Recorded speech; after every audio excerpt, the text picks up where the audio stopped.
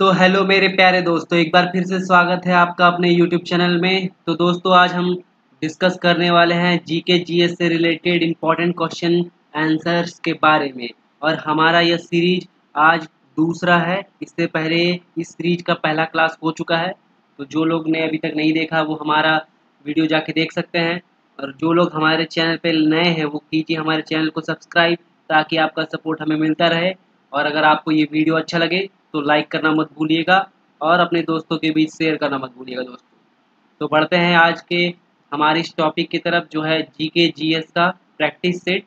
यह आपके एग्जाम के दृष्टिकोण से बहुत ही इम्पोर्टेंट है। तो हमारा आज का जो पहला क्वेश्चन है निम्नलिखित में से सबसे पहले कौन सी घटना घटी। तो यहाँ पे दी हुई है, पहला दिया हुआ है दांडी मार्च, दूसरा दिया है भारत छोड़ो आंदोलन, तीसरा दिया है साइमन कमीशन का आगमन और चौथा दिया है गांधी इरविन समझौता। तो इसमें आपको बताना है कि इनमें से कौन सी घटना जो है वो सबसे पहले घटी है। तो जिसका जो सही आंसर है वो है साइमन कमीशन का आगमन। साइमन कमीशन का जो आगमन है वो इन सब में सबसे पहले घटित हुआ था। अगर हम सबकी ईस्वी की बात करें तो जो साइमन कमीशन था वो कब भारत आया था, वो 1928 ईस्वी में भारत आया था। कब आया था साइमन कमीशन? 1928 ईस्वी में भारत आया था। उसके बाद बात करें तो दांडी मार्च। दांडी मार्च कब हुआ था? 1930 ईस्वी में हुआ था दांडी मार्च। 1930 ईस्वी में हुआ था दांडी मार्च। और भारत छोड़ो आंदोलन की बात करें तो ये कब हुआ था? ये हुआ था 1942 को। भारत छोड़ो आंदोलन कब हुआ था? 1942। और गांधी इरविन समझौता कब हुआ था? ये हुआ था गांधी इरविन पैक्ट भी जिसको हम लोग बोलते हैं अंग्रेजी में, ये हुआ था 1931, 1931 को। तो इन सब में जो सबसे पहली घटना घटित हुई थी वो कौन सी थी? वो था साइमन कमीशन का आगमन 1928। अभी क्या है, जो दांडी मार्च हुआ था, जो दांडी मार्च हुआ था वो कब हुआ था? 6 अप्रैल। कब हुआ था दोस्तों? दांडी मार्च जो हुआ था वो हुआ था 6 अप्रैल 1930 को। और इसमें क्या हुआ था? इसमें गांधी जी ने क्या किया था? नमक कानून को तोड़कर। कौन सा कानून? नमक कानून। गांधी जी ने कौन सा कानून तोड़ा था इसमें? इसमें गांधी जी ने तोड़ा था नमक कानून। नमक कानून को तोड़कर कौन सा आंदोलन शुरू किया था? सविनय अवज्ञा आंदोलन। नमक कानून तोड़ के कौन सा आंदोलन की शुरुआत की थी गांधी जी ने? सविनय अवज्ञा आंदोलन। कौन सा आंदोलन दोस्तों? सविनय अवज्ञा आंदोलन। उसके बाद जो गांधी इरविन समझौता था 1931 को जो हुआ था गांधी इरविन समझौता, इसको ये कब हुआ था? ये 4 मार्च। गांधी इरविन समझौता कब हुआ था दोस्तों? 4 मार्च 1931 को हुआ था। और गांधी इरविन समझौता के बाद ही क्या हुआ था? सविनय अवज्ञा आंदोलन को स्थगित कर दिया गया था। जो सविनय अवज्ञा आंदोलन दांडी मार्च के समय शुरू हुआ था, उस आंदोलन को गांधी इरविन समझौता के बाद क्या किया गया था? स्थगित कर दिया गया था, मतलब रोक दिया गया था। क्या कर दिया गया था दोस्तों? स्थगित कर दिया गया था। और गांधी इरविन समझौता को दिल्ली समझौता के नाम से भी जाना जाता है। गांधी इरविन समझौता को किस नाम से जाना जाता है? दिल्ली समझौता के नाम से भी जाना जाता है दोस्तों। और जो साइमन कमीशन था, साइमन कमीशन के टाइम में क्या हुआ था? 30 अक्टूबर। साइमन कमीशन के टाइम में क्या, कब? 30 अक्टूबर की तारीख थी। 30 अक्टूबर को क्या हुआ था? लाहौर में। कहाँ पे? लाहौर में प्रदर्शन के दौरान क्या हुआ था? लाठीचार्ज हुआ था। उस लाठीचार्ज में क्या हुआ था? लाला लाजपत राय को गंभीर चोट लाया था। किनको गंभीर चोट आया था? लाला लाजपत राय। लाला लाजपत राय को क्या हुआ था? गंभीर चोटें आई। और उसके बाद क्या हुआ था? उनकी मृत्यु हो गई थी। बाद में फिर क्या हुआ था? इसी का इफेक्ट था कि सॉन्डर्स सॉन्डर्स की गोली मारकर हत्या कर दी गई। सॉन्डर्स नाम का जो अंग्रेजी अधिकारी था उसकी क्या हुई थी? गोली मारकर हत्या हुई थी। इसी का वो परिणाम था। जब लाला लाजपत राय की मृत्यु हो गई थी तो 17 दिसंबर, कब? 17 दिसंबर 17 दिसंबर 1928। 17 दिसंबर 1928 को क्या हुआ था? अंग्रेजी अधिकारी जो सॉन्डर्स नाम का था उसकी गोली मारकर हत्या कर दी गई। और जो दांडी मार्च था, दांडी मार्च की जो तुलना सुभाष चंद्र बोस ने किसने की थी? नेपोलियन की जो यात्रा थी, एल्बा से पेरिस की यात्रा। नेपोलियन की जो यात्रा थी, कहाँ से कहाँ तक की दोस्तों? तो नेपोलियन की जो यात्रा थी पेरिस से लेके एल्बा से लेके पेरिस, एल्वा से लेके पेरिस की जो यात्रा थी उसकी तुलना की थी सुभाष चंद्र बोस ने दांडी यात्रा की। तो जो भी इंपॉर्टेंट फैक्ट थे उसने हमें यहाँ पे डिस्कस कर लिया है। अब हम बढ़ते हैं अपने नेक्स्ट क्वेश्चन की तरफ। हमारा जो नेक्स्ट क्वेश्चन है वो है निम्नलिखित में से कौन सा एक सुमेलित नहीं है। इसमें से कौन सा क्या है, सही मैच नहीं है, सही सुमेलित नहीं है। तो पहला दिया है नागरिकता, जिसका मिलान दिया है संविधान का भाग 2। दूसरा दिया है मौलिक अधिकार, जिसका मिलान दिया है संविधान का भाग 3। तीसरा दिया है मौलिक कर्तव्य, जिसका मिलान दिया है संविधान का भाग 4A। और चौथा दिया है राज्य, जिसका मिलान दिया है संविधान का भाग 4। तो इसमें जो सही मिलान नहीं है वो कौन सा है, वो है मौलिक कर्तव्य संविधान का भाग 4A। ये किस में आता है दोस्तों, जो मौलिक कर्तव्य है यहाँ पे दिया है संविधान का भाग 6A में दिया है। यहाँ पे क्या होगा, मौलिक कर्तव्य, मौलिक कर्तव्य दिया है संविधान का 4A होगा। क्या होगा दोस्तों, यहाँ पे 6A दिया हुआ है तो क्या होगा 4A होगा। ये क्या है, सही मिलान नहीं है, ये गलत मिलान है। तो यहाँ पे ये हो जाएगा ऑप्शन, सही मिलान क्या होगा, मौलिक कर्तव्य जो है वो संविधान के भाग, मौलिक कर्तव्य जो है वो संविधान के भाग कितना में आता है, भाग 4A में आता है दोस्तों। मौलिक कर्तव्य कितना आता है, संविधान के भाग 4A में आता है। अब संविधान में कुल भाग की संख्या कितनी है, संविधान में कुल भागों की संख्या कितनी है, 22 भाग है। संविधान में कुल भागों की संख्या कितनी है, 22। नीति निर्देशक तत्व जो है वो कितना में आता है, नीति निर्देशक तत्व जो है वो भाग 4 के 4 में आते हैं। नीति निर्देशक तत्व कितना में आता है, नीति निर्देशक तत्व कितना में आता है दोस्तों, वो आता है भाग 4 के 4 में।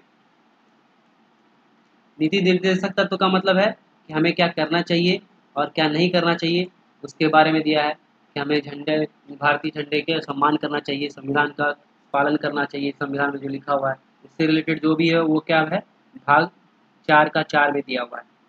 इसके अलावा हम भाग 5 की बात करें, संविधान के भाग 5 की बात करें तो उसमें संघ के बारे में कहा गया है। भाग 5 की बात करें तो उसमें क्या किया गया है, संघ के बारे में बात किया गया है। अगर संविधान के भाग 6 की बात करें, संविधान के भाग 6 में क्या दिया हुआ दोस्तों, इसमें राज्यों के बारे में बात की गई है। उसके बाद अगर हम संविधान के भाग 8 में बात करें, संविधान का जो भाग 8 है उसमें क्या है, संघ राज्य क्षेत्र, मतलब केंद्र प्रशासित जो प्रदेश हैं उसके बारे में बात किया गया है। और पंचायत कौन से भाग में आता है, तो पंचायत आता है भाग 9 में। आपसे पूछा जा सकता है कि भाग 9 में क्या आता है, तो भाग 9 में क्या आता है, पंचायतें आती हैं। जितनी सारे पंचायत से रिलेटेड बातें हैं वो कितना आता है, भाग 9 में आता है।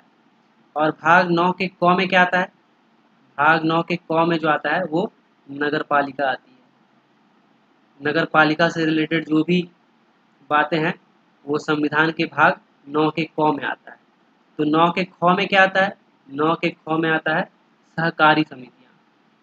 कौन सी समितियाँ, सहकारी समितियाँ। जो भी समितियाँ हैं, सहकारी समितियाँ हैं, उससे रिलेटेड जो भी प्रावधान है वो कितना है भाग 9 के ख में। इसके अलावा भाग 10 में दोस्तों क्या आता है, भाग 10 में आता है, भाग 10 में आता है अनुसूचित और जनजातीय क्षेत्र से रिलेटेड जो भी प्रावधान है वो क्या आता है, भाग 10 में आता है। अनुसूचित और जनजातीय भाग से लेके जनजातीय जो भी क्षेत्र से रिलेटेड जो भी प्रावधान है वो किस में आता है दोस्तों, वो भाग 10 में आता है। भाग 17 में क्या आता है, भाग 17 बहुत ही इंपॉर्टेंट है। भाग 17 में क्या आता है, राजभाषा से रिलेटेड, राजभाषा से रिलेटेड जो भी प्रावधान है वो भाग 17 में आता है। भाग 18 में बहुत ही फिर से एक इम्पोर्टेंट भाग है, इसमें आता है आपात उपबंध, मतलब इमरजेंसी से रिलेटेड जो भी प्रावधान है वो सब किस में आता है, आपात उपबंध जो है वो किस में आता है, भाग 18 में आता है। और अगर संविधान में संशोधन होता है, अगर हमको संविधान में संशोधन करना है किसी टॉपिक से रिलेटेड, तो वो संविधान की कौन से भाग वो शक्तियाँ प्रदान करता है, तो वो भाग 20। भाग 20 में क्या है, भाग 20 में संविधान संशोधन से रिलेटेड प्रावधान है। संविधान संशोधन,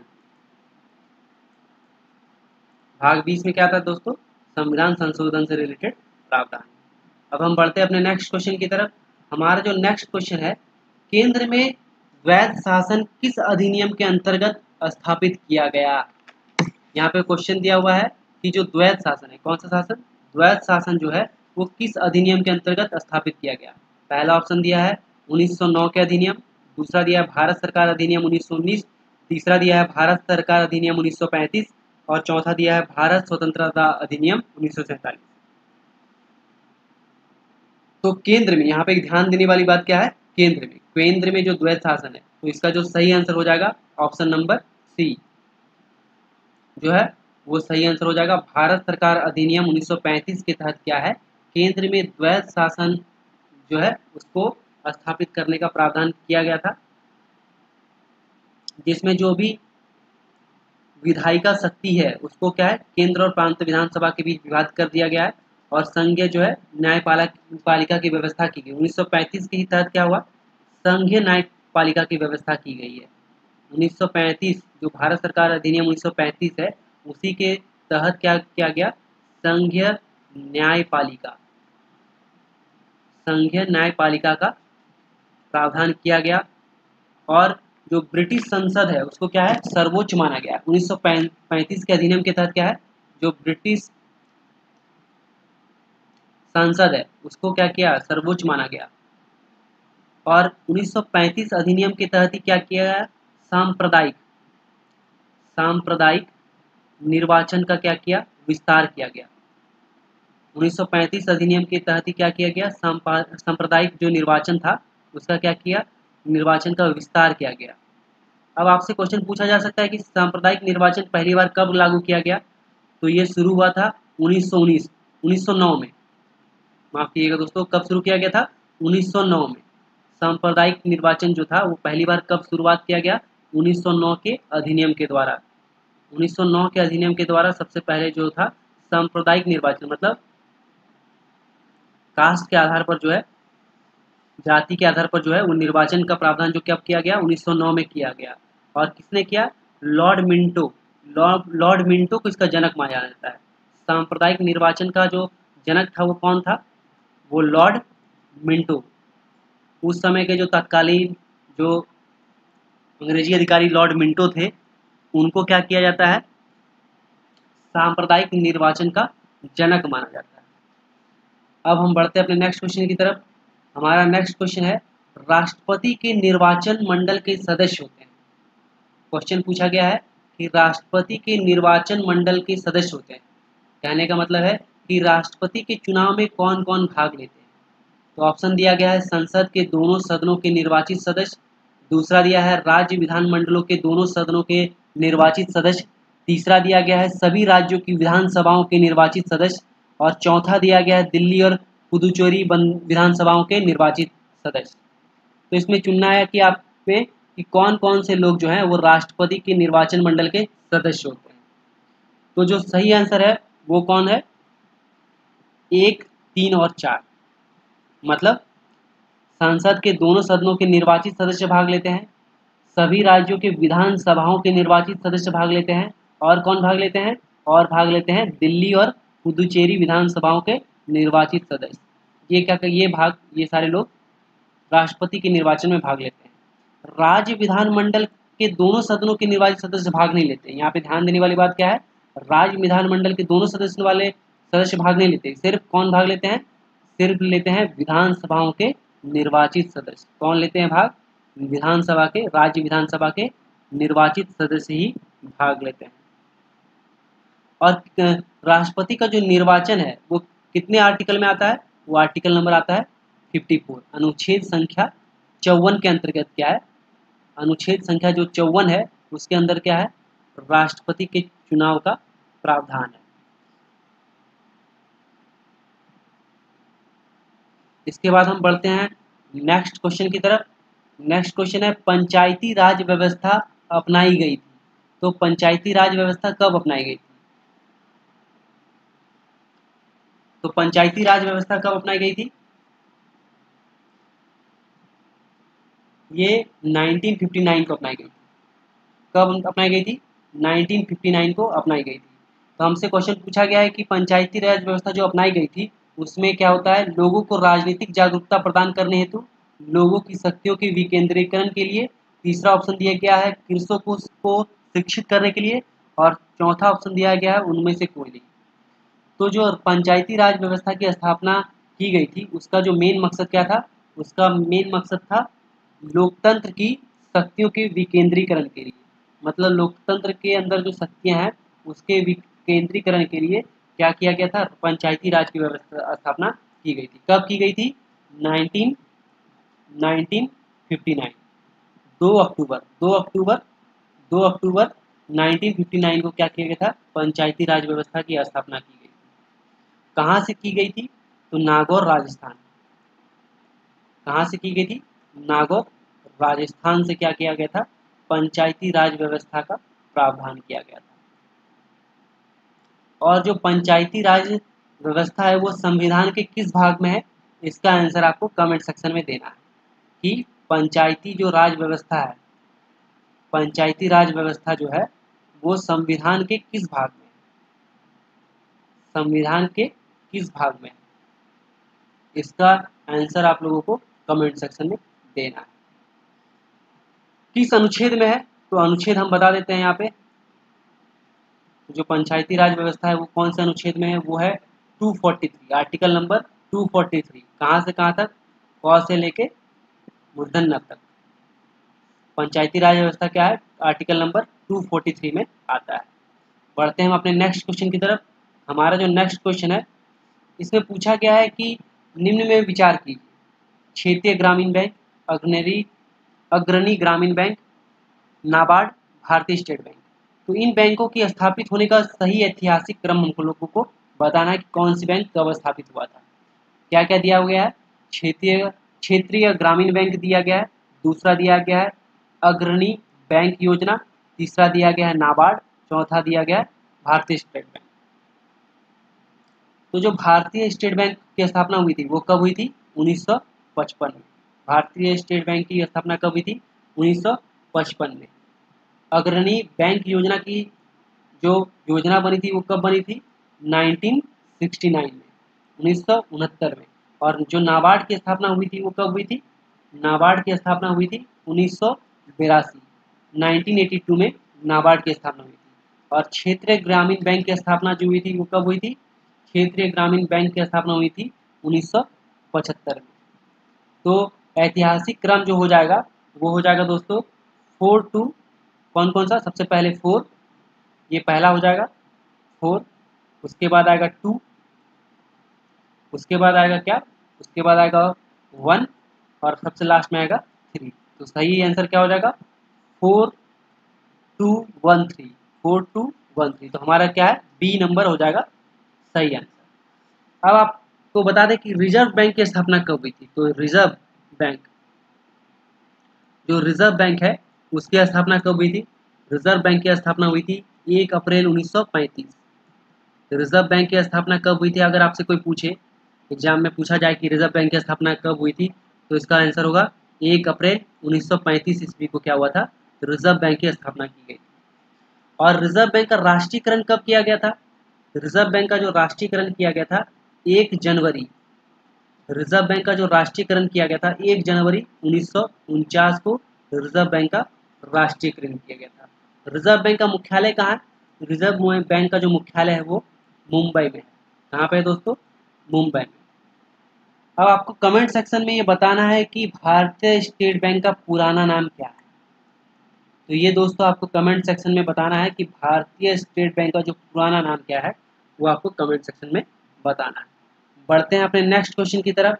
हमारा जो नेक्स्ट क्वेश्चन है कि मुद्रास्फीति के कारण, ऑप्शन दिया गया है वस्तुओं का मूल्य बढ़ना, दूसरा दिया है वस्तुओं का मूल्य गिरना, तीसरा दिया है विनिमय दर में सुधार होना, और चौथा दिया है ए व बी। तो जो हमारा सही आंसर हो जाएगा वो क्या हो जाएगा? उपरोक्त ए एंड बी। अगर मुद्रास्फीति आती है मतलब इन्फ्लेशन बढ़ता है तो उसका कारण जो होता है वस्तुओं का मूल्य में बढ़ना होता है, और दूसरा जो है वो मुद्रा का मूल्य गिरना है। ये दोनों क्या है? मेन रीजन है इसके पीछे। अब बढ़ते हैं हम आज के अपने अंतिम क्वेश्चन की तरफ। हमारा अंतिम क्वेश्चन है कि भारत में निम्नलिखित में से किस पंचवर्षीय योजना में अर्थव्यवस्था के समाजवादी स्वरूप को अपनाया? तो यहाँ पे क्या क्वेश्चन पूछा गया दोस्तों कि किस पंचवर्षीय योजना में अर्थव्यवस्था के समाजवादी स्वरूप को अपनाया? ऑप्शन दिया गया है दूसरी पंचवर्षीय योजना, तीसरी पंचवर्षीय योजना, पांचवी पंचवर्षीय योजना और पहली पंचवर्षीय योजना। तो इसका जो सही आंसर हो जाएगा वो हो जाएगा दूसरी पंचवर्षीय योजना। दूसरी पंचवर्षीय योजना के तहत ही क्या किया गया था? अर्थव्यवस्था के समाजवादी स्वरूप को अपनाया गया था। दूसरी पंचवर्षीय योजना के अंतर्गत क्या किया गया था? अर्थव्यवस्था के समाजवादी स्वरूप को अपनाया गया था। जो दूसरी पंचवर्षीय योजना थी वो कब से कब है उसकी अवधि, समय अवधि कब है दूसरी पंचवर्षीय योजना की? तो इसकी समय अवधि है 1956 से लेके 1961 तक। कब है दोस्तों? 1956 से लेके 1961 तक जो है दूसरी पंचवर्षीय योजना की समय अवधि है। और इसका जो मेन उद्देश्य क्या था? दूसरी पंचवर्षीय योजना का उद्देश्य क्या था? बड़े तथा भारी उद्योग, बड़े तथा भारी उद्योग का क्या है? नियंत्रण और उसकी स्थापना करना था, जो द्वितीय पंचवर्षीय योजना का उद्देश्य था। और द्वितीय पंचवर्षीय योजना जो है वो किस मॉडल पर आधारित है? द्वितीय पंचवर्षीय योजना है वो किस मॉडल पर आधारित है? तो इसका सही आंसर क्या हो जाएगा? अगर आपसे एग्जाम में पूछे कि द्वितीय पंचवर्षीय योजना का कौन सा मॉडल पर आधारित है, तो वो है महालोनोबिस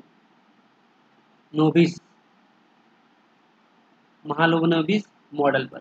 ये कौन से मॉडल पर? महालोनोबिस मॉडल पर आधारित। और द्वितीय पंचवर्षीय योजना के दौरान ही क्या किया गया था? दुर्गापुर। द्वितीय पंचवर्षीय योजना के दौरान ही क्या किया गया था? दुर्गापुर, भिलाई, राउरकेला, इनमें क्या किया गया था? इनमें इस्पात कारखाने स्थापित किए गए थे। इन तीनों में क्या किया गया था? इस्पात कारखाने का, स्टील फैक्ट्री का स्थापना किया गया था। अब पंचवर्षीय जो थी योजना, पंचवर्षीय योजना की शुरुआत कब की गई? पंचवर्षीय योजना की शुरुआत कब से हुई? तो 1 अप्रैल 1951 से पंचवर्षीय योजना की शुरुआत की गई। और समाप्त कब हुआ? पंचवर्षीय योजना? तो पंचवर्षीय योजना की समाप्ति जो हुई थी वो 15 अगस्त 2014 को 15 अगस्त 2014 को जो था पंचवर्षीय योजना को समाप्त कर दिया गया। और उसके बदले क्या लाया गया दोस्तों? नीति आयोग लाया गया।